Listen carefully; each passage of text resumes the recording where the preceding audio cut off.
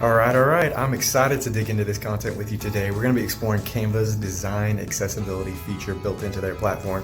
This one's personal for me, right? Like, I don't just wear these spectacles as a decoration for my nose. So I'm really excited about this content, and I'm looking forward to showing you ways that Canva has accessibility and inclusion features built straight into their platform. So let's dig in. All right, so let's dig into this and see what all it can do. Now I have a slide deck pulled open here from a recent presentation I delivered.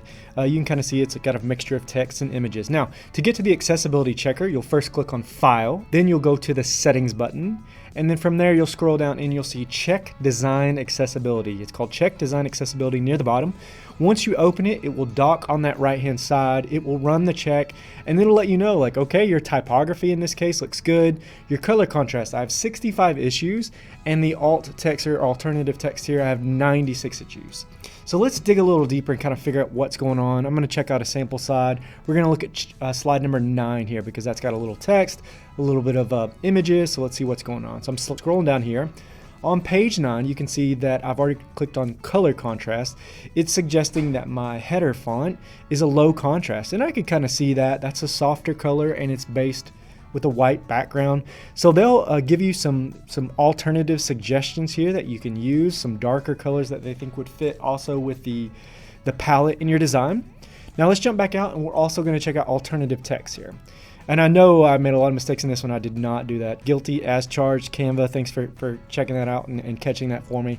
Let's scroll back to that slide number 9 now. Here we go. Slide number 9, boom. So if I click on this now, it gives me an opportunity to add alternative text.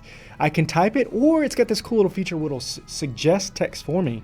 And it uses, I think that's using AI. You can add that automatically. I think that's really, really cool there. Now let's check out another slide here, slide number 10. Once again, I made that same mistake with the color contrast. So I think it's just this mint color, teal color. It's just not good on white. The accessibility checker is suggesting. But I also realized that I did not have alternative text here for those images, so it caught that.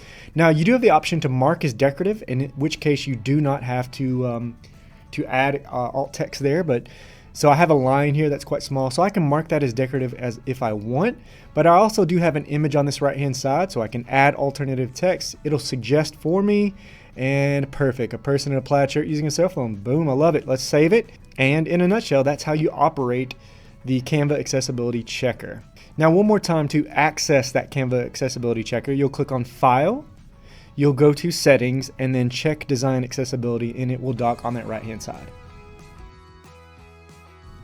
So let's do a quick recap of the design accessibility feature. First, it analyzes your font size because fonts smaller than 12 point can be difficult to read. Next, it looks at color contrast. Low contrast text can be challenging for individuals with visual impairments or color blindness, so that tool will make suitable suggestions for you.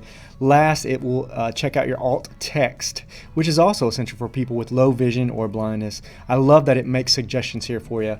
Now, I dug a little deeper and found that Canva insists that this is not a compliance checker. It is automated, and there can be false positives or mistakes. But this is definitely helpful, and I think it's great that they're making accessibility a top priority. All right. Well, thank you for checking out this Canva tutorial. I hope this is helpful for you in your journey to create accessible designs.